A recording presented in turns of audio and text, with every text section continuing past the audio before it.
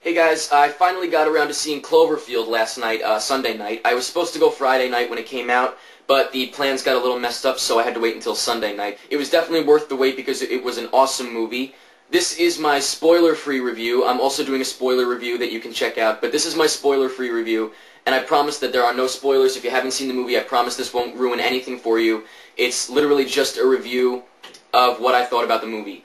So if you still don't know what Cloverfield is, what I can tell you without ruining it is that some people throw a party for their friend, a going-away party, and on the night that they throw the party, a giant monster attacks Manhattan.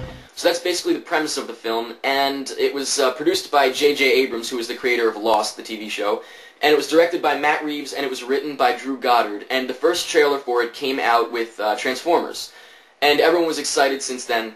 There was tons of viral marketing, which I will get very deep into because there's a lot of stuff that a lot of people missed related to the viral marketing, and I will get into that in my spoiler review, not in this review. So if you want to see all that stuff, you can check it out in my spoiler review. Basically, I thought the movie was 100% awesome. I was not expecting it to be as good as it was. I thought that it was just going to be kind of fun to go see in theaters and not really be much else except for a fun time. But it was actually really, really good. It definitely far surpassed my expectations of what I thought it was going to be, and it obviously surpassed what Paramount, the people who put the movie out, thought it was going to be, because they thought that it was going to make less than $20 million in the opening weekend, and they thought that it was going to open underneath 27 Dresses, which is another movie that opened on Friday. So what really happened was it made over $16 million on the first night, and the entire weekend it made over $40 million. So it definitely opened, well, it obviously opened at #1 for the box office, way over 27 Dresses, and it went way over what they expected it to make, and I think it's definitely worth everything that it got because it was a really great movie.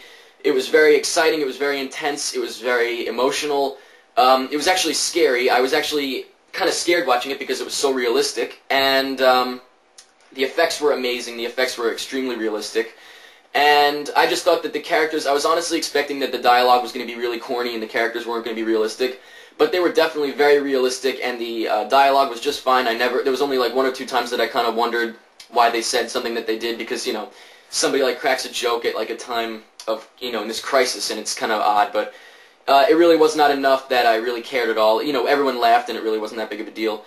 But all in all, definitely make sure you go see this movie because it was awesome, and make sure you see it in theaters. Don't wait for the DVD if that's what you plan to do, because it's definitely a movie you need to see in theaters on the big screen. The DVD is going to be coming out in June of this year, and there'll be more information on the DVD coming later this year, so if you're interested in getting the DVD, which I know I am, you can just check that out. You can look up information as it comes for the DVD. So that's all I can really say without giving away any spoilers.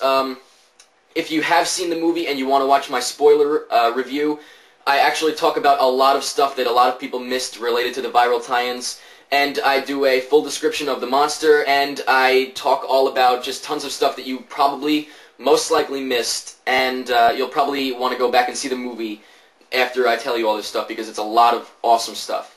So I hope you enjoyed my spoiler-free review, and if you've seen the movie, like I said, definitely go over and check out my spoiler review. And if you want to leave me responses, and you haven't seen the movie, you want to tell me what you think it's going to be like, you can leave them here. But I'm promoting that everyone leaves responses of what they thought of the movie on the spoiler review, because that's the one where everyone's going to be talking about spoilers and stuff. So I guess that's all I'm going to say about the no spoiler review, and hopefully you'll go check out my spoiler review. And lastly, hopefully you'll go check out the movie if you haven't.